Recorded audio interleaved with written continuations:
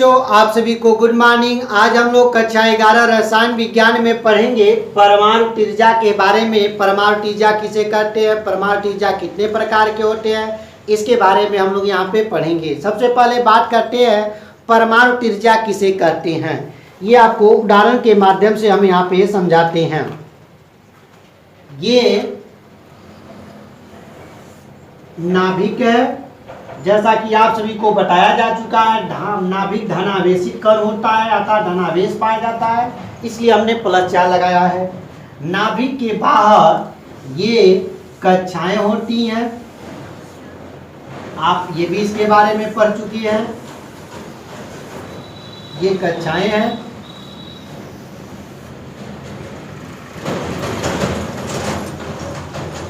ये हमारी पहली कक्षा है, ये दूसरी कक्षा है और यह तीसरी कक्षा है। यानी ये केवल 3 कक्षा के बारे में, यानी 3 ही और भी कक्षाएं होती हैं, लेकिन यहाँ पे केवल 3 कक्षाओं के माध्यम से आपको समझाया जा रहा है। सबसे पहले बात करते हैं परमाणु त्रिज्या, जिसे एटॉमिक रेडियाई कहते हैं, एटॉमिक रेडियस कहते हैं, इसके बारे में बात करते हैं।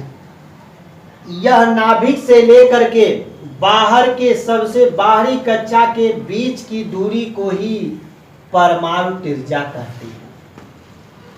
एक बार और समझिएगा, किसी परमाणु के नाभिक से उसके अंतिम कक्षा में उपस्थित इलेक्ट्रॉन या अंतिम कक्षा के बीच की दूरी को ही एटॉमिक रेडियाई या परमाणु त्रिज्या कहते हैं।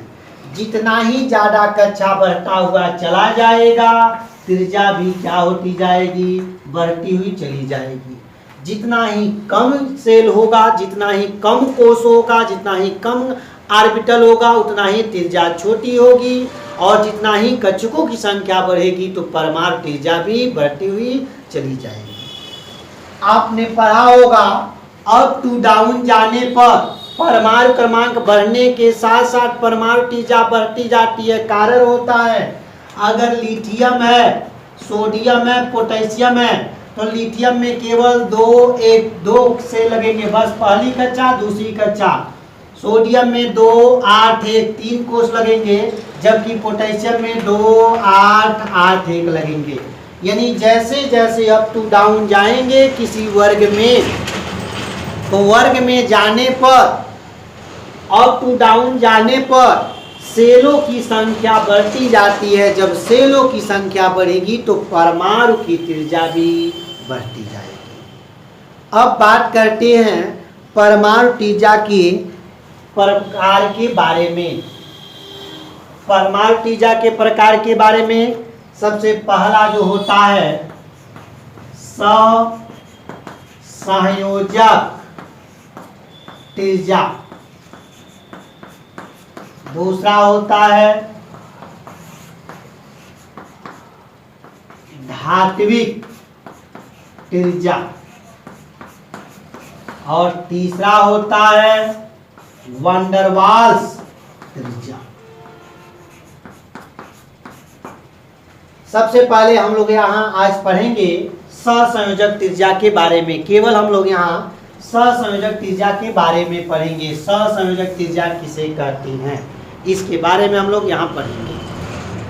2 समनाभिक परमाणु की नाभिक के बीच की दूरी के आधे भाग को सहसंयोजक त्रिज्या कहते हैं। एक बार और समझिएगा, 2 समनाभिक परमाणु लीजिएगा। समनाभिक का मतलब दोनों का परमाणु बराबर हो, और उन नाभिक के दोनों परमाणु नाभिकों के बीच की दूरी लीजिए और उस दूरी को आधा कर दीजिए। जितना आएगा वह परमाणु का सहसंयोजक त्रिज्या कहलाएगा। सबसे पहले सहसंयोजक आया है तो दोनों परमाणु एक दूसरे से सहसंयोजक बंध द्वारा जुड़े हों, और सहसंयोजक बंध किसे कहते हैं, परमाणु इलेक्ट्रॉनों के बीच के साझेदारी से जो बंध बनता है। अगर 2 परमाणु के बीच में इलेक्ट्रॉन के साझेदारी से कोई बंध बना है तो उसे सहसंयोजक बंध कहते हैं। जैसे अधातु में पाया जाने वाला सहसंयोजक बंध, क्योंकि दोनों के पास इलेक्ट्रॉन की कमी रहेगी, दोनों अपना आज तक पूरा करना चाहेंगे, तो हम यहाँ पे उदाहरण के माध्यम से क्लोरीन के बारे में समझाते हैं। क्लोरीन की वैलेंसी देखेंगे 7 होगा, 1 2 3 4 5 6 7 होगा। एक और क्लोरीन है, इसका भी 7 होगा, 1 2 3 4 5 6 7। ये अपना आज तक 8 पूरा करना चाहेगा, ये अपना 8 पूरा करना चाहेगा। ये अपने दोनों के बीच में इलेक्ट्रॉन की साझेदारी होगा और इन दोनों के करने से दोनों का 8 बन जाएगा। 3 3 6 यहाँ पे हो गया। अब देखेंगे तो दोनों के अष्टक पूरे हो गए, 3 3 6 2 8, 3 3 6 2 8, दोनों का अष्टक पूरा हो गया। तो इस तरह से जो बंध पाया जाता है सहसंयोजक बंध कहलाता है, यानी ज्यादातर अधातुओं में पाया जाता है। अब बात करते हैं सहसंयोजक त्रिज्या क्या होता है। दो समनाभिक परमाणु नाभिकों के बीच की दूरी के आधे भाग को सहसंयोजक त्रिज्या कहते हैं। हम यहाँ पे क्लोरीन का 2 परमाणु लेते हैं,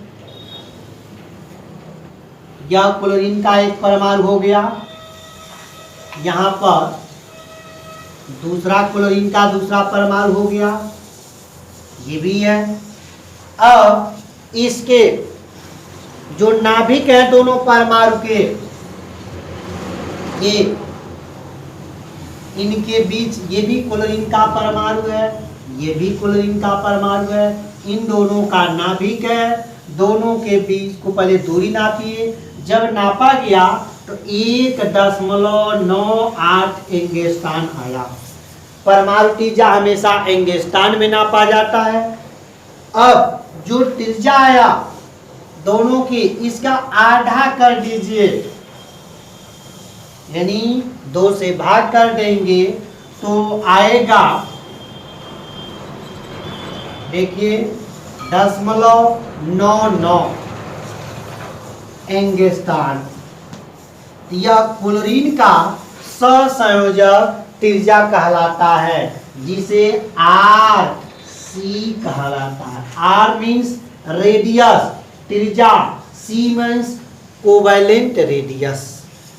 उसी तरह से अगर धातु होगा तो धातुओं के बीच में जो दो धातुओं के बीच में जो दूरी पाई जाती है उनका आधा लीजिएगा तो धात्विक त्रिज्या कहलाएगी।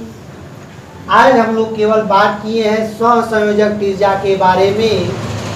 दो समनाभिक परमाणु यानी समान भी हो सकते हैं, अलग अलग भी हो सकते हैं, लेकिन उनके बीच में एक शर्त है कि हमेशा सहसंयोजक बंध ही पाया जाए और उनके दूरी को आधा कर दीजिए, जितना आएगा वह त्रिज्या उस परमाणु का सहसंयोजक त्रिज्या कहलाता है। एक बार और बताते हैं,